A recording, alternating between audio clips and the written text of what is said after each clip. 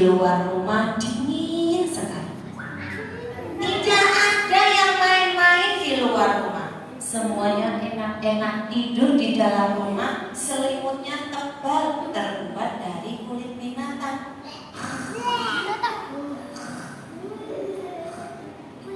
Berbeda dengan seorang laki-laki. Dia bangun dari tempat tidurnya, membaca doa, Alhamdulillah ahyana ba'dama amatana wa ilayhin. Dia mencari sandalnya. Itu sandal. Dicari jalan menuju ke sebuah tempat. Tempatnya itu seperti gentong.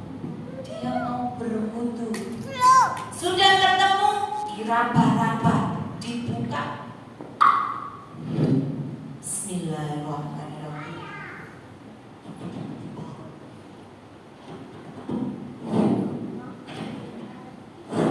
Wudunya sudah selesai, dingin sekali.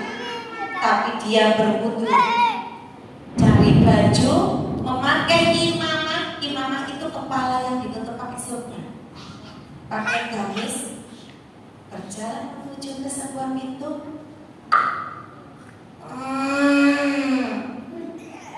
Kakinya dikeluarkan, baca doa, Bismillahirrahmanirrahim, la haula wala quwata illa billah. Pintunya ditutup, tongkatnya di bawah, dan dia mulai berjalan.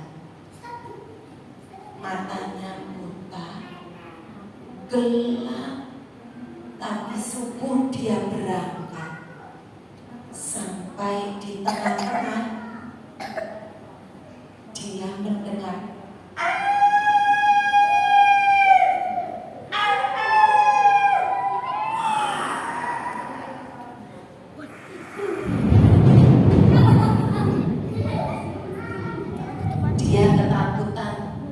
tetap berjalan ke masjid. Sampai di masjid, dia meletakkan sandal jauh sekali rumah dari masjid. Bajunya kotor karena terkena debu pagi itu. Sampai di masjid, ia duduk. Matanya karena tidak bisa melihat, orang-orang yang di dalam masjid memberikan tempat dia untuk duduk. Setelah selesai sholat, dia izin Rasulullah, wahai Rasulullah, mataku buta, rumahku jauh, aku tidak bisa melihat. Aku takut dengan binatang buas yang akan menerkamku. Apakah aku diizinkan untuk sholat di rumah? Kata Rasulullah, wahai Abdullah bin Umi Maktum, kau boleh sholat di rumah. Terima kasih wahai Rasulullah, alhamdulillah aku diperbolehkan sholat di rumah. Sampai di pintu dipanggil sama Rasulullah.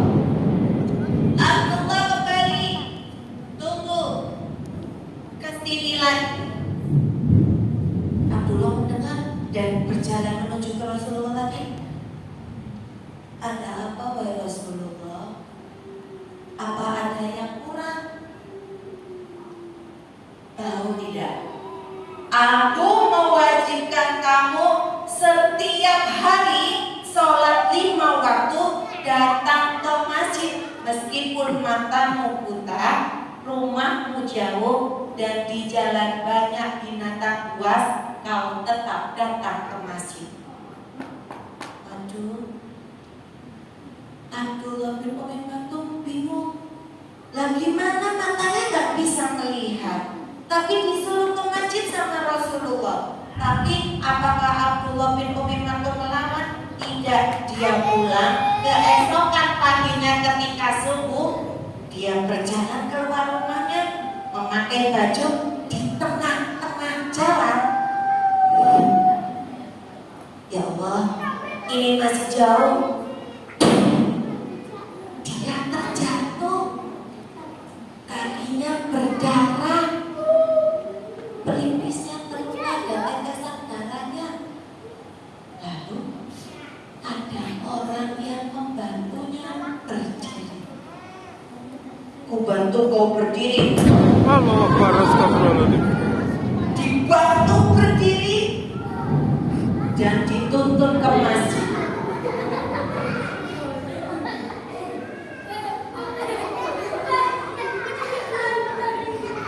Abdullah ibn Umar tuh kaget, kok ada orang baik mau membantunya, tapi dia tidak ikut sholat, dia tidak masuk masjid, dia menunggu di depan masjid sambil menunggu selesai. Sandal Abdullah bin Umi Maktum ditaruh di depannya ketika mau pulang dari masjid.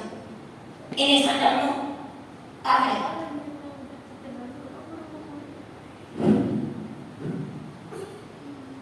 Wahai anak muda, siapa kau? Kenapa kau tidak sholat? Kenapa kau membantuku ketika aku jatuh? Sudah, jangan banyak tanya. Kau antarkan Abdullah bin Umi Maktum bawa pulang, diantar sampai ke rumah.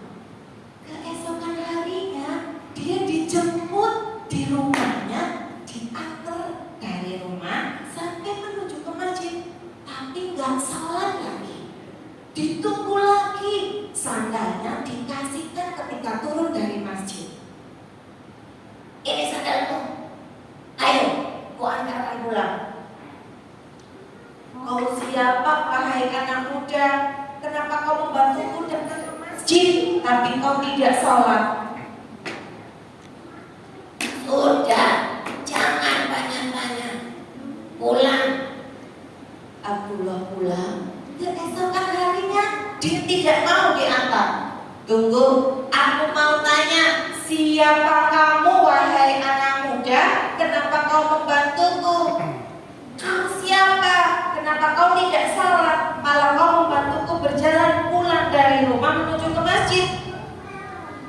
Ketahuilah, wahai Abdullah, aku adalah orang yang membuatmu jatuh.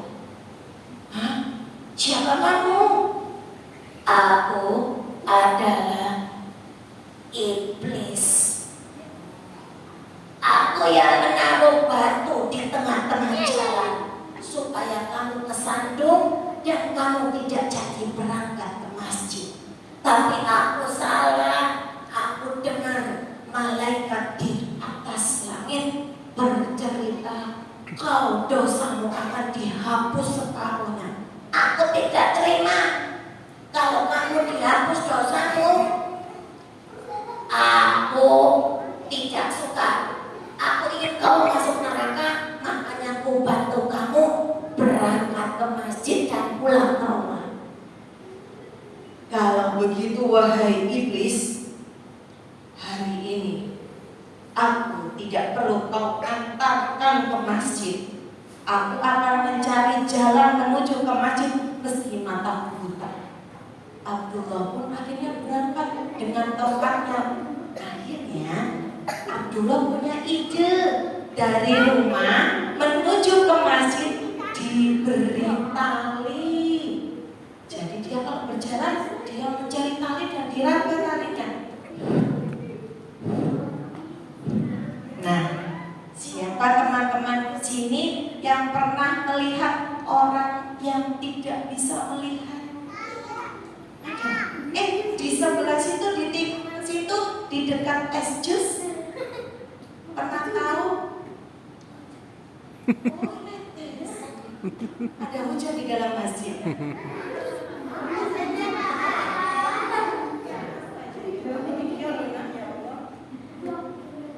Siapa yang pernah melihat bapak-bapak yang di dekatnya es jus tikungan di situ?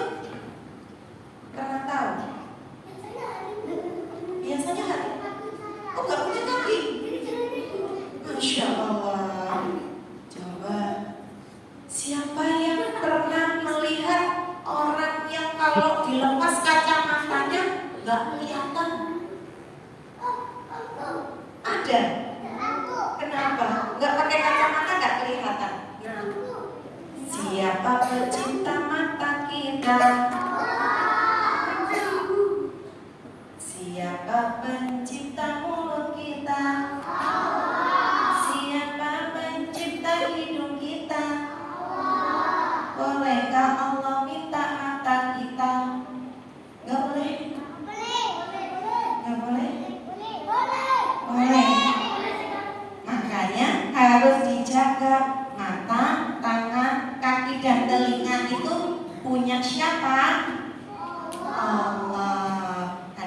Jadi teman-teman, makanya kalau punya tangan ingat-ingat kalau makan itu tangan kanan apa tangan kiri?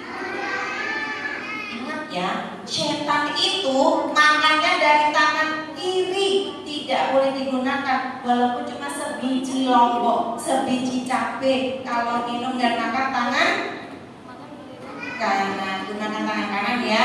Terus matanya digunakan melihat yang bagus-bagus. Mau nggak matanya sakit? Kapan dari ketika lihat ada anak main lato-lato, terus matanya kena. Matanya jadi kenapa itu?